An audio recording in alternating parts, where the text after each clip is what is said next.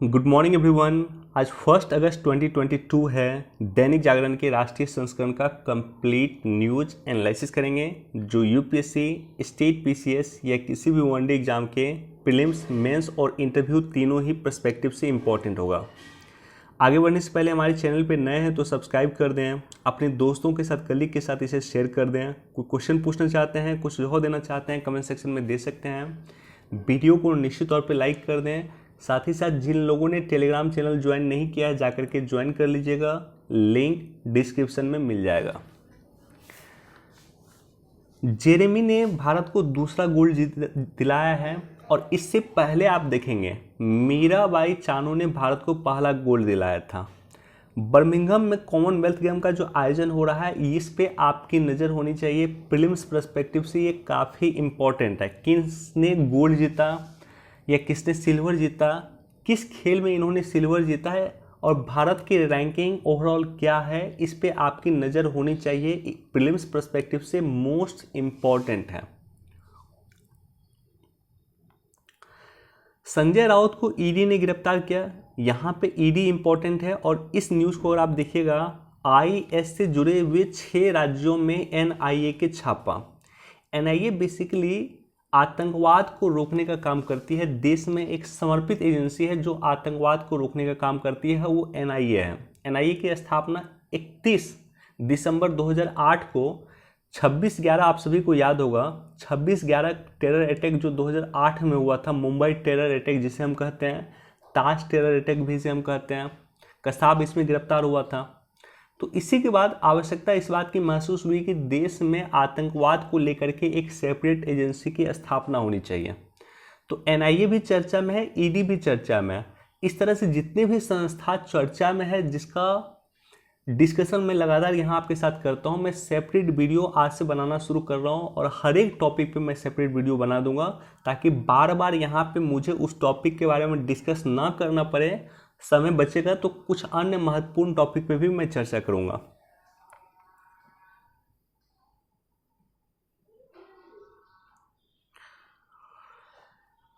दोस्तों ये भी पीटी पर्सपेक्टिव से काफ़ी इंपॉर्टेंट है। संजय अरोड़ा दिल्ली पुलिस के नए मुखिया बने हैं। तो ये याद रखिएगा, संजय अरोड़ा दिल्ली पुलिस के नए चीफ बने हैं। तो डायरेक्टली क्वेश्चन पूछा जा सकता है कि दिल्ली पुलिस के नए चीफ कौन बने हैं, मुखिया कौन बने हैं, तो वो संजय अरोड़ा जी बने हैं। मन की बात जरूर सुननी चाहिए। पीएम मोदी की जो मन की बात है मैं टेलीग्राम पे पोस्ट कर दूंगा। मन की बात, कल उन्होंने मन की बात का सेशन लिया है तो उसमें जो बातें बोलते हैं वो तो बेसिकली सरकार का वही पर्सपेक्टिव होता है। तो इसलिए मन की बात हमें सुनना चाहिए। एग्जाम पर्सपेक्टिव से कई सारे पॉइंट मन की बात से निकल जाता है जो एग्जाम में आप कोट कर सकते हैं। तो इसको आप लोग पढ़ लीजिएगा। बाकी मैं टेलीग्राम पे पोस्ट कर दूंगा, मन की बात एक बार सुन लीजिएगा।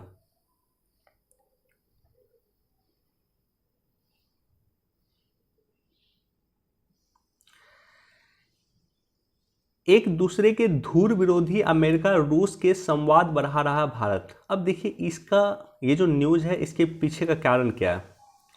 हमारे देश के माननीय विदेश मंत्री अभी कुछ दिन पहले आपको याद होगा कि वो एससीओ के समिट में भाग लेने के लिए उज्बेकिस्तान की राजधानी ताशकंद गए हुए थे। वहीं पे एससीओ के समिट में भाग लिए थे और वहीं पे उन्होंने रूस के विदेश मंत्री से बातचीत किया था। तो रूस के विदेश मंत्री से वहीं पे वो बातचीत किए थे। इसी तरह से आप देखेंगे कि अमेरिका के उप विदेश मंत्री जिसका नाम है एमजे सिसान, ये 2 अगस्त को यानी कल भारत के दौरे पे आ रही है। तो एक तरफ हम रूस से बातचीत कर रहे हैं और एक तरफ अमेरिका से बातचीत कर रहे हैं। तो दोनों से जो है हम बातचीत कर रहे हैं और कोशिश कर रहे हैं कि दोनों के बीच में संवाद बढ़ाया जाए ताकि रूस यूक्रेन युद्ध जो है वो अब समाप्त हो। भारत कभी भी युद्ध का हिमायती नहीं रहा है। इस विकट परिस्थिति में भी भारत ने रूस के भी राष्ट्राध्यक्ष से बात किया यानी पुतिन से बात किया था और यूक्रेन के राष्ट्रपति जेलेंस्की से भी भारत ने बातचीत किया था और भारत ने कहा था कि युद्ध को रोकने का एकमात्र समाधान यह है कि रूस और यूक्रेन दोनों के राष्ट्राध्यक्ष, दोनों के राष्ट्रपति आपस में मिलकर बातचीत करें। हम सभी को पता है कि यूक्रेन के पीछे कौन है, अमेरिका है। तो ऐसी स्थिति में अमेरिका से भी भारत बातचीत कर रहा है, रूस से भी भारत बातचीत कर रहा है ताकि इस युद्ध को रोका जा सके। विश्व कल्याण के लिए आवश्यक है। विश्व में जो खाद्य क्राइसिस क्रिएट हुआ है, विश्व में जो फूड क्राइसिस क्रिएट हुआ है, विश्व में जो तेल की कीमत लगातार बढ़ रही है, विश्व स्तर पे जो महंगाई बढ़ा है, विश्व स्तर पे जो रुपए की कीमत घटी है, उन सब के पीछे कहीं न कहीं रूस यूक्रेन युद्ध है। तो इसको समाप्त करने के लिए भारत दोनों देशों के से बातचीत कर रहा है और दोनों देश के बीच में समन्वय स्थापित करने का कोशिश कर रहा है। विदेशी चंदे पे एनजीओ से 5 से 10% घूस मांगते थे ऑफिसर। देखिए ये बहुत दुर्भाग्य की बात है। अगर विदेशी चंदा पे 5 से 10% घूस जो है ऑफिसर मांगता था, और इस तरह से चीज़ें होती है। ये ऐसा नहीं कि पहली बार हो रहा है, ये पहले से होता रहा। इसकी जांच सीबीआई कर रहा है। अगेन सीबीआई एक संस्था के रूप में इंपॉर्टेंट है। मैं चर्चा करूंगा, सेपरेट वीडियो बना दूंगा इन सभी संस्था पे जो लगभग डेली पेपर में आता है। लेकिन यहाँ मैं आपके साथ डिस्कस करने वाला हूँ कि विदेश से जो पैसा हम मंगाते हैं वो FCRA एक्ट के तहत मंगाते हैं, फॉरेन कंट्रीब्यूशन रेगुलेशन एक्ट, विदेशी अंशदान विनियम अधिनियम के तहत हम मंगाते हैं। और ये चर्चा में क्यों है? ये भी काफ़ी चर्चा में रहा था। एक यह एक्ट FCRA एक्ट भी काफ़ी चर्चा में रहा था और 1976 में इसे लाया गया था। इंदिरा गांधी की सरकार थी। 1976 में इसे क्यों लाया गया? इंदिरा गांधी की सरकार में ही ये क्यों लाया गया? तो ये इसका रीजन है। इसका रीजन है कि 1976 का दौर आप याद कीजिए। उस समय में विश्व शीत युद्ध के दौर में चल रहा था और शीत युद्ध के समय में हर एक देश भारत को इन्फ्लुएंस करने का काम कर रहा था, चाहे अमेरिका हो, चाहे रूस हो, USSR हो। तो ऐसी स्थिति में अगर फॉरेन कंट्रीब्यूशन एक्ट इसलिए लाया गया कि कोई भी देश, चाहे रूस या अमेरिका, विदेश से इतना पैसा नहीं किसी पार्टी को भेज दे कि वो पार्टी सत्ता में आ जाए और उस देश का गुलाम हो जाए, या उस देश के अनुसार करना शुरू कर दे भारत, उस देश के निर्देश के अनुसार कार्य करना शुरू कर दे। तो इसलिए विदेशी अंशदान को, विदेशी कंट्रीब्यूशन को रेगुलेट करने के लिए FCRA एक्ट 1976 में आया था, ताकि रूस या अमेरिका दोनों के किसी के प्रभाव में भारत न रहे। और इसे लाने वाले थे माननीय प्रधानमंत्री स्वर्गीय इंदिरा गांधी जी। ये बेसिकली विदेशी अंशदान को विनियमित करता है, यानी फॉरेन से कितना कंट्रीब्यूशन आएगा, कितना पैसा आएगा, उसको बेसिकली नियंत्रित करने का काम करता है FCRA। 1976 में आया था, 2010 में इसमें संशोधन किया गया और 2020 में भी सरकार ने इसमें संशोधन किया।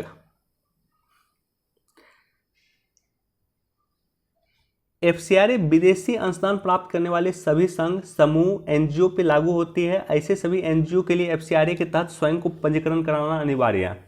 यदि आपके पास NGO है, यदि आपके पास एसोसिएशन है या कोई संघ है, कोई कंपनी है, आप विदेश से पैसा ले रहे हैं, तो आवश्यकता इस बात की है कि आपको FCRA के तहत रजिस्ट्रेशन करवाना होगा। बिना FCRA में रजिस्ट्रेशन करवाए हुए आप विदेश से पैसा नहीं मंगा सकते हैं। अब देखिए, मैं कुछ डिटेल से चर्चा कर देता हूँ, हालांकि मैंने कई बार चर्चा किया है।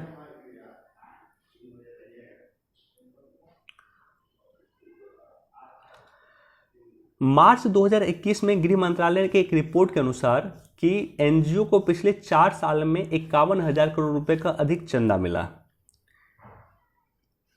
4 साल में 51,000 करोड़ रुपए चंदा मिला। 4 साल में 51,000 करोड़ रुपए चंदा NGO को मिलना मैटर करता है। एक तरफ से देखेंगे तो आपको लगेगा कि बहुत अच्छी बात है, लेकिन ये गलत है। विभिन्न संदर्भों में आपको पता चलेगा कि ये गलत है और क्यों है, उस पर चर्चा मैं आपके साथ करता हूँ। मान लीजिए कि 51,000 करोड़ रुपए NGO को मिला, विदेश से पैसा इतना दिया गया है NGO को। अब ये गलत क्यों है? क्योंकि इसमें बहुत सारा पैसा ऐसा होता है जो कि ब्लैक मनी को वाइट में कन्वर्ट करने के लिए NGO को देता है। NGO के माध्यम से ब्लैक मनी को वाइट में कन्वर्ट करने के लिए पैसा NGO को डोनेट करता है। एक तो गलत ये है। दूसरा यह है कि देश की संप्रभुता को खतरा है इन पैसा से। कई सारा NGO आपने देखा होगा, जैसे चारधाम परियोजना है, हमारे देश की महत्वाकांक्षी परियोजना चारधाम परियोजना है, जिसमें हम जो चारों धाम है, उत्तराखंड में जो हमारे चारों धाम है, बद्रीनाथ, केदारनाथ यमुनोत्री, गंगोत्री, इन सबको कनेक्ट कर रहे हैं, कनेक्टिविटी स्ट्रॉन्ग कर रहे हैं वहाँ पे। और इसी चार धाम परियोजना के माध्यम से जो उत्तराखंड है वहाँ पे चीन की सीमा तक हमारे इंफ्रास्ट्रक्चर का निर्माण हो गए। अगर आप चीन के साइड में देखिए, मान लीजिए ये उत्तराखंड है, चीन इधर चीन है, तो चीन ने अपने साइड में सारा इंफ्रास्ट्रक्चर बना लिया। हम भी अपने साइड में इंफ्रास्ट्रक्चर बना रहे हैं ताकि कभी चीन के साथ हमारी युद्ध उत्तराखंड में शुरू हो गया तो हमारे सैनिक आराम से वहां पे पहुंच करके युद्ध में पार्टिसिपेट कर सकें। लेकिन कुछ एनजीओ को आप देखिएगा कि चार धाम परियोजना के खिलाफ कुछ एनजीओ माननीय सर्वोच्च न्यायालय में गए थे। इसी तरह से अगर आप देखेंगे कि देश में कई सारा ऐसा कार्य हो रहा है जिसको रोकने का काम एनजीओ करती है, और जब उस पर गृह मंत्रालय पूरी निष्पक्षता के साथ जांच करती है तब पता चलता है कि उस एनजीओ में जो पैसा डोनेट किया गया था वो चीन के द्वारा किया गया था या पाकिस्तान के द्वारा किया गया था। मसलन शाहीन बाग में जो भी हुआ, शाहीन बाग में जो भी धरना चला था, काफ़ी दिन चला था, और उस पर भी गृह मंत्रालय का रिपोर्ट है कि शाहीन बाग धरना के पीछे भी चीन की पैसा था। तो ये गृह मंत्रालय का रिपोर्ट है, मेरा रिपोर्ट नहीं है। गृह मंत्रालय ने अपने इस रिपोर्ट में कहा था कि वहां पे चीन ने कुछ एनजीओ को पैसा दिया था और उस एनजीओ के माध्यम से शाहीन बाग का धरना काफी दिन तक चला था। केंद्र सरकार का कहना है, केंद्र सरकार ने सर्वोच्च न्यायालय में कहा कि यदि विदेशी अंशदान अनियंत्रित हुआ तो देश की संप्रभुता के लिए यह विनाशकारी होगा। 2010 से 19 में चंदे की राशि दोगुनी हुई है। इससे चीन और पाकिस्तान की अहम भूमिका है। हाल में ही सरकार ने 12 एनजीओ को चिन्हित किया है जो भारत में रोहिंग्या को प्रवेश करवाते थे। रोहिंग्या मुसलमान जो हैं, जो बेसिकली मूल रूप से ये लोग हैं म्यांमार के। म्यांमार से इन लोगों को भगाया गया है, तो ये लोग बांग्लादेश आए हैं और वहाँ से फिर इसको इंडिया आ रहे हैं। तो 12 एनजीओ ऐसे पकड़ाया है जो रोहिंग्या को इंडिया में प्रवेश करवाते थे। आईबी की रिपोर्ट के अनुसार, इंटेलिजेंस ब्यूरो की हमारी रिपोर्ट के अनुसार, बिजली घर, कोयला घर, यूरेनियम खाद्यान्न, जीएम तकनीक, पनबिजली परियोजना आदि मामलों में मिथ्या रिपोर्ट, गलत रिपोर्ट छाप करके ये सर्वोच्च न्यायालय में एनजीओ जाती थी और कानूनी अड़ंगा लगा करके धरना प्रदर्शन करके जीडीपी को 3% तक नुकसान पहुंचाने का काम करती है एनजीओ। तो ये काफी इंपॉर्टेंट डाटा है। चारधाम परियोजना के बारे में ऑलरेडी हमने चर्चा किया। तो ये सब कई सारा रिपोर्ट है। अब देखिए 2020 में बेसिकली संशोधन क्या किया गया। तो 2020 का संशोधन लेटेस्ट संशोधन है एफसीआरए का, तो इसलिए मैं इस पर चर्चा कर देता हूँ। विदेशी धन प्राप्त करने के लिए एक गैर सरकारी संगठन को गृह मंत्रालय के पास रजिस्ट्रेशन कराना अनिवार्य है। इसे एक विशिष्ट एफसीआरए पंजीकरण संख्या सौंपी जाती है जिसे 5 वर्ष पे रिन्यूअल करवाना है। यानी अब जो आपको एफसीआरए का रजिस्ट्रेशन मिलेगा उसे प्रत्येक 5 वर्ष पे आपको गृह मंत्रालय जाकर के उसका रिन्यूअल करवाना है। नहीं करवाने पे ये पंजीकरण रद्द कर दिया जाएगा और अगले 3 साल तक वे नए पंजीकरण के लिए आवेदन नहीं कर सकते। प्रशासनिक व्यय पे धनराशि को विदेशी फंड के 50% से घटा करके 20% कर दिया गया। ये इंपॉर्टेंट। ब्लैक मनी का बेसिकली यही एक साधन है, या ये बहुत बड़ा साधन है। होता क्या था कि मान लीजिए कि एनजीओ, आपने एक एनजीओ बनाया जो चाइल्ड लिटरेसी पे काम करता है, बच्चों को शिक्षा देने का काम करता है। आपको 1 करोड़ रुपए विदेश से मिला। उस 1 करोड़ में जो है 50 लाख रुपए, 50% पहले क्या होता था कि प्रशासनिक व्यय के नाम पे आपने खर्च कर दिया और रिमेनिंग 50% आपने जिस काम के लिए आपको मिला उस काम पे आपने खर्च किया। 50% प्रशासनिक व्यय पे आप खर्च करते हैं और 50% चाइल्ड एजुकेशन पे आप खर्च करते हैं। ये 50% जो आप प्रशासनिक व्यय पे खर्च करते हैं, इसका मतलब ये हुआ है कि आपके एनजीओ का जो ऑफिस है उस ऑफिस में खर्च करते हैं। आपके एनजीओ का जो लोग जुड़े हुए हैं जिनको आपको सैलरी देना उस पर आपको खर्च करते हैं, अदर चीज़ पे खर्च करते हैं, राइट। और 50% आप पैसा खर्च करते हैं चाइल्ड एजुकेशन पे। अब बड़ा अमाउंट सोच कर देखिए, अगर ये 1 करोड़ की जगह 100 करोड़ हो तब क्या होगा।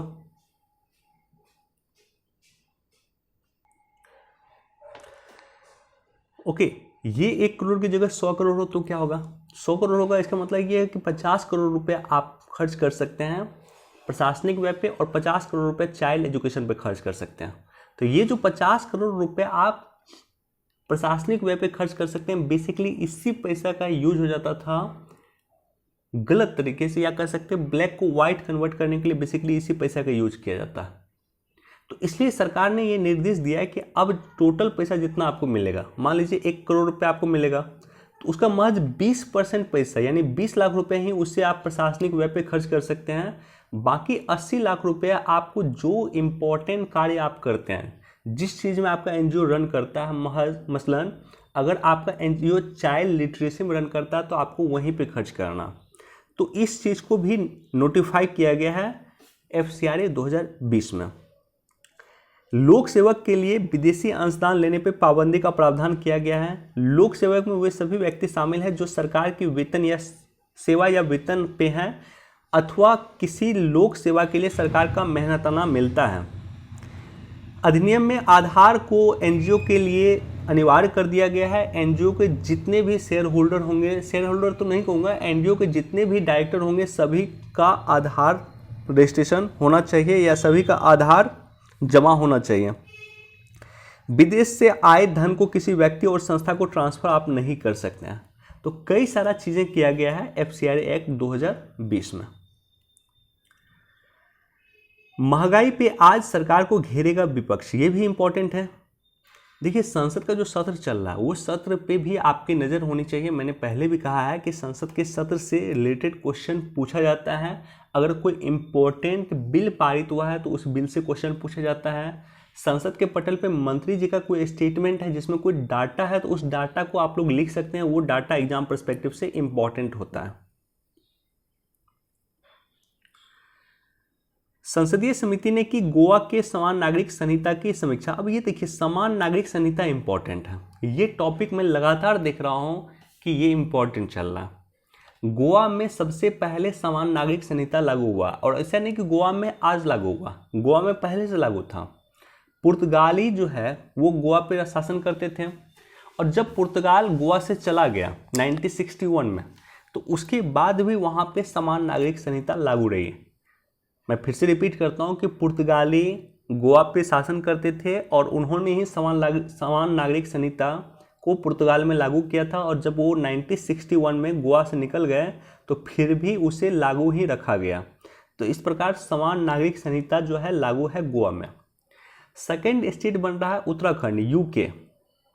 उत्तराखंड सेकेंड स्टेट बन रहा है जहाँ पे समान नागरिक संहिता लागू हो, और समान नागरिक संहिता को उत्तराखंड में कैसे लागू किया जाए इसके लिए उत्तराखंड सरकार ने एक समिति बनाया है, जिस समिति की अध्यक्षता न्यायमूर्ति रंजना प्रकाश देसाई कर रही है, और वो बेसिकली समिति को लीड करते हुए इस बात की पता कर रही है कि किस प्रकार समान नागरिक संहिता उत्तराखंड में लागू हो। तो ये तो करंट का न्यूज हो गया। अब इम्पॉर्टेंट है कि भारतीय संविधान के आर्टिकल 44 के अंतर्गत जो वर्णित समान नागरिक संहिता है वो क्या है, समान नागरिक संहिता के क्या सकारात्मक संदर्भ है, क्या नकारात्मक संदर्भ है, कई पॉइंट हैं और कई बार हमने चर्चा किया, इसलिए मैं डिस्कस नहीं कर रहा हूँ। लेकिन समान नागरिक संहिता के बारे में आप लोग पढ़ लीजिएगा, आर्टिकल 44 भारत के संविधान का वो पढ़ लीजिएगा, हमने कई बार चर्चा किया। 16 दिनों में विदेशी एयरलाइंस में भी आई 15 तकनीकी खामियां। तो विदेशी एयरलाइंस में भी तकनीकी खामियां आई हैं, ना सिर्फ इंडियन एयरलाइंस में बल्कि विदेशी एयरलाइंस में भी खामियां आई हैं। ये कहना है DGCA प्रमुख का, और DGCA प्रमुख कौन है, ये जो दिख रहे हैं शख्स आपको अरुण कुमार, ये DGCA प्रमुख हैं, director general of civil aviation हमारे देश के वर्तमान में हैं, और सिविल एविएशन को लेकर के नियंत्रित करने का काम करती है DGCA। तो ऑलरेडी इस पॉइंट पे भी हम लोग लगातार चर्चा करते थे कि किस तरह से देश में स्पाइस जेट की विमान खराब हुई थी, और कई सारे तकनीकी खामियां हमें दिखी है स्पाइस जेट में या अन्य विमान में दिखी है। तो उसी को लेकर के जांच करने का काम कर रही है DGCA। लोगों को मूलभूत अधिकार दिलाना न्यायपालिका की प्राथमिकता। जस्टिस NV रमन्ना का स्टेटमेंट है कि लोगों को मूलभूत सुविधाएं दिलाना, मूलभूत अधिकार दिलाना ये न्यायपालिका का कर्तव्य है, और मौलिक अधिकार की रक्षा करना भारत के संविधान के आर्टिकल 32 के तहत मौलिक अधिकार की रक्षा करना माननीय सर्वोच्च न्यायालय का क्षेत्राधिकार है, उनका अधिकार है। और 226 के तहत हाईकोर्ट का अधिकार है मौलिक अधिकार की रक्षा करना। बाकी इंपॉर्टेंट क्या है, जुडिशियल रिफॉर्म्स अपने आप में इंपॉर्टेंट है। पेज नंबर 5 पे भी कोई इंपॉर्टेंट न्यूज मुझे दिख नहीं रहा है। पेज नंबर 6 पे भी इंपॉर्टेंट न्यूज यहां पे दिख नहीं रहा। मुद्दा आप लोग पढ़ सकते हैं, हालांकि ये बहुत अच्छे से इसमें आया नहीं इस पेज में, लेकिन जो भी लोकल एडिशन आप लिए होंगे वहाँ पे मुद्दा दिया होगा, तो मुद्दा आप लोग पढ़ लीजिएगा। प्रत्येक मंडे को एक समर्पित पेज होता है मुद्दा, और यहाँ मुद्दा में भी आपको ईडी के बारे में दिया हुआ है, तो इसको आप लोग पढ़ लीजिएगा। बाकी ईडी के बारे में मैं चर्चा आज कर दूंगा।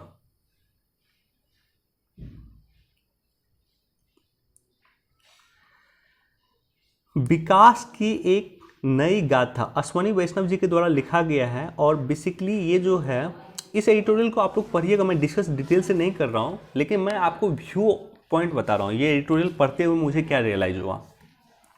और हमारे देश के अभी अश्वनी वैष्णव जी रेल मंत्री हैं, इन्होंने एडिटोरियल लिखा है, तो ये एडिटोरियल इम्पॉर्टेंट है।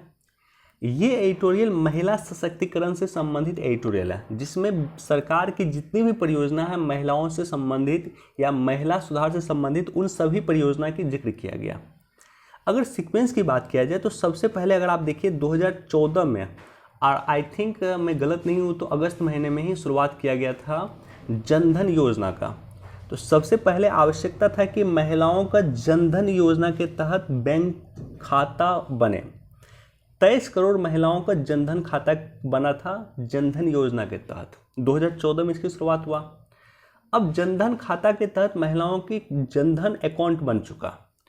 उसके बाद सरकार डायरेक्ट बेनिफिशियरी ट्रांसफर डीबीटी के माध्यम से जो भी सुविधाएं देना था वो डायरेक्ट महिलाओं के अकाउंट पे भेजती थी। तो जनधन खाता के तहत पहले लोगों का खाता बनाया गया, बैंक अकाउंट बनाया गया, ताकि सरकार अपनी सहायता, सरकार जो सहायता देना चाहती है वो डायरेक्टली बैंक अकाउंट पे भेज दे। बीच में जो बिचौलिया तंत्र है वो बिचौलिया तंत्र समाप्त हो जाए। राजीव गांधी जी के स्टेटमेंट को याद कीजिए। राजीव गांधी जी कहा करते थे कि अगर 1 रुपया हम भेजते हैं लोगों के लिए तो लोगों के पास सिर्फ 10 पैसा पहुंच पाता है। तो सरकार का ये उद्देश्य था कि अगर हम 1 रुपया लोगों के लिए भेजें तो पूरा का पूरा 1 रुपया पहुंचे। इसी के लिए ऑनलाइन बैंकिंग जरूरी था, इसी के लिए जनधन खाता जरूरी था। इसके अलावा आप देखेंगे कि स्टैंड अप योजना भी बेसिकली महिलाओं के लिए शुरू किया गया था।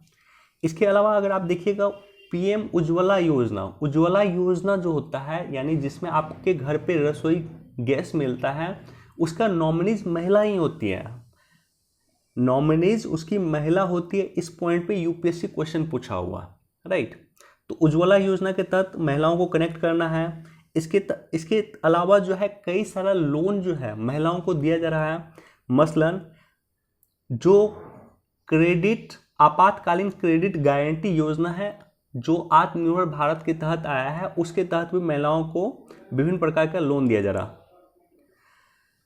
तो इस तरह से महिला उत्थान के लिए, महिला सशक्तिकरण के लिए सरकार विभिन्न प्रयास कर रही है। बहुत सारी योजनाओं का जिक्र यहाँ पे किया गया है, इसलिए मैं चर्चा नहीं कर रहा हूँ। बाकी इसको आप लोग पढ़ लीजिएगा, इंपॉर्टेंट है। यह महिला सशक्तिकरण से इस आर्टिकल को आप लोग जोड़ के देख सकते हैं।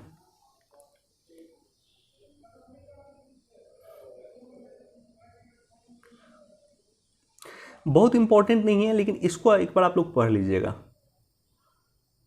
ये वाला पार्ट को आप लोग पढ़ लीजिएगा, ये वाले पार्ट को।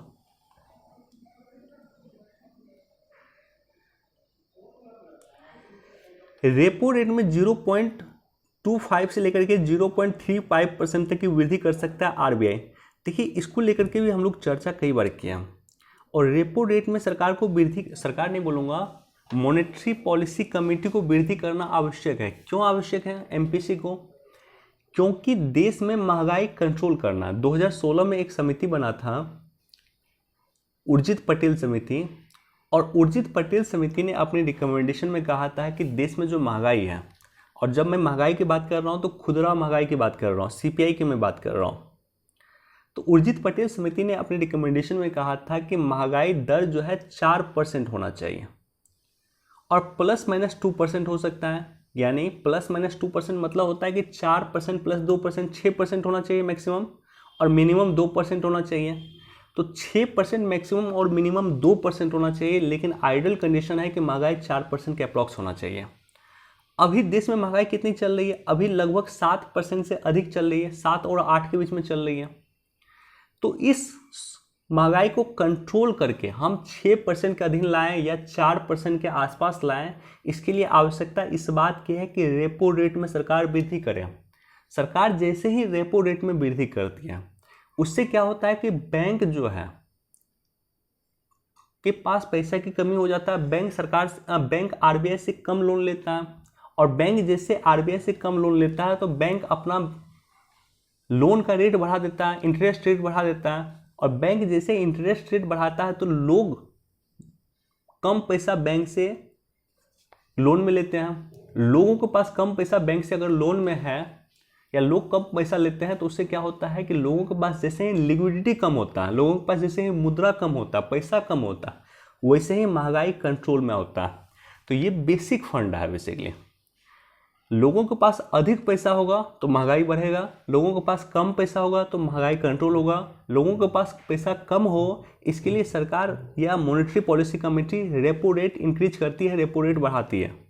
और आवश्यकता फिर इस बात की है कि रेपो रेट फिर आरबीआई बढ़ाए। पिछले महीने में आई थिंक मई जून में आरबीआई ने 0.5% की रेपो रेट बढ़ाया था।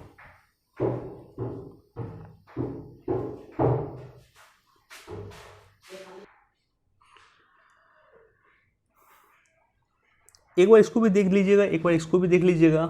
नीति आयोग के प्रथम उपाध्यक्ष अरविंद पनगडिया हैं, वो लगातार कह रहे हैं कि श्रीलंका से भारत की तुलना नहीं किया जाना चाहिए।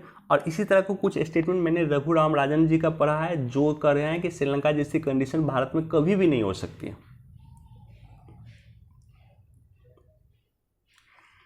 एलोरा गुफा में लगेगी हाइड्रोलिक लिफ्ट। तो ये देश का पहला इस तरह का गुफा होगा, या पहला यूनेस्को साइट है जहाँ पे हाइड्रोलिक लिफ्ट लगेगा। हाइड्रोलिक लिफ्ट बेसिकली पास्कल के नियम पे काम करता है, तो ये क्वेश्चन भी पीटी में पूछा जा सकता है। एलोरा की गुफा, वहाँ पे हिंदू, बौद्ध और जैन तीनों की मूर्तियाँ मिलती है, और आई थिंक राजपूत शासक के द्वारा इसका निर्माण किया गया था, तो ये भी इंपॉर्टेंट है, इसको भी आप लोग देख लीजिएगा।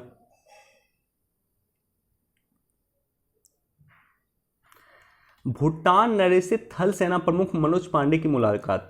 अब देखिए यहाँ पे इंडिया भूटान रिलेशन इंपॉर्टेंट है, मैं डिस्कस नहीं कर रहा हूँ, लेकिन आप लोग कोशिश कीजिएगा पढ़ने का। भारत भूटान संबंध,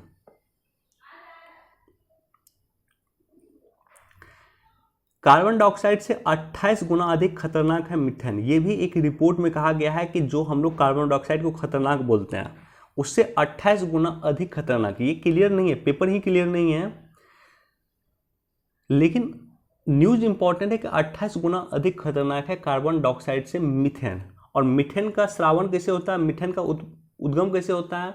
धान की खेत से होता है। आप नीचे में अगर चले जाइए किसी खाई में, तो खाई वगैरह से होता है, कोयला के खाद्यान्न वगैरह से मीथेन वगैरह का उद्गम होता है। तो इस तरह से मीथेन का उद्गम होता है। चलिए दोस्तों, इतना ही इंपॉर्टेंट न्यूज़ था। वीडियो देखने के लिए आप सभी का धन्यवाद। Thank you so much. Please do like, share and subscribe. Thank you.